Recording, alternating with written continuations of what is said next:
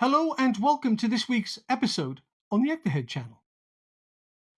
Chris Bledsoe's star alignment prophecy was meant to happen this Easter weekend just gone, and it came and went without so much as a squeak. Originally, the prophecy that he received from an entity he calls the Lady stated that in October, when the star Regulus aligns with the Sphinx, the blue star will turn red. But in conversation with his then new NASA astronomy buddies, they told him the alignment would take place in Easter. He duly changed his position, but he was always in two minds about the change. But what do astronomers know of prophecy? They know about planets, stars, orbital rotations, and celestial mechanics, the ever reliable precession of the stars, fixed in space, constant and comforting and normal. When prophecy is proclaimed, there are signs that go along with these proclamations. But how do we know them? One would think that these signs would deviate from the norm so that we can recognize them as such. Well, here we have that deviation. The perfect example being the star Regulus changing its color from the usual blue light we normally see to red. Something that has never before, as far as I know, happened. Prophecy is a squirrely thing. Tricked out celestial beings decide to appear to us, the most flawed animal on the planet, and give us divine knowledge way above our pay grade, and against all their own best advice, I'm sure. They then telepathically convey a moment in time that will somehow help us? How can we hope to interpret a message given by an apparent celestial being via telepathy, then process it through our primate brains and hope to get even the basics correct, let alone divine the detail?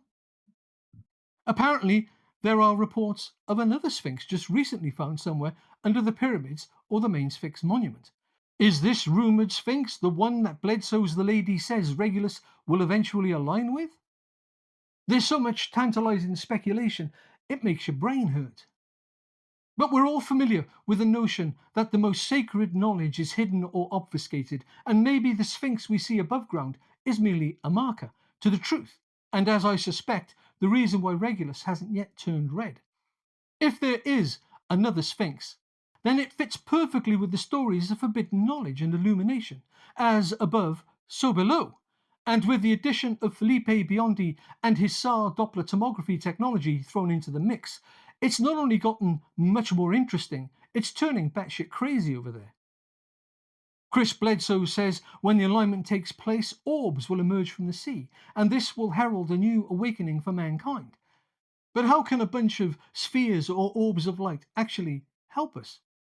Well, as per the stellar work done by Jesse Michaels and the rich historical records of personal accounts in the field of ufology, there are instances of individuals witnessing or meeting with these enigmatic spheres, and some kind of communication happens, wherein a download of information takes place from the sphere to the witness.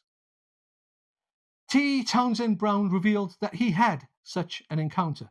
During that meeting, he learned the foundational knowledge that underpinned his work on electrogravitics. It's possible he cracked the problem of gravity, something which publicly at least we as a species have yet to do. And he got this from a metal ball of light. And so this is how humanity gets saved. These orbs will emerge from the sea and find the chosen ones? Or are we all able to get a free download? Sign me up. Did Edgar Cayce, the sleeping prophet, Edward Leedskalnin of Coral Castle fame, and possibly Nikola Tesla have their own orb encounters? Did they receive downloads? Did the orbs choose them? Or is it the individual? Is there something in us that speaks to the orbs? And if so, what?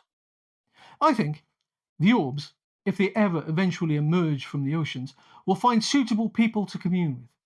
They will find like minds and touch them with the knowledge of ages. Enlightenment given to us by these illuminated orbs will shine a light to guide us, and there won't be a damn thing the governments and its host of agencies will be able to do about it. It's my opinion that the window for this prophecy remains open, but if October 2026 comes and goes without Regulus changing its colour, then, frankly, so what? Maybe the message of these prophecies is to disappoint us over and over until we finally say, screw this, it's time we did it for ourselves, and we just get on with it.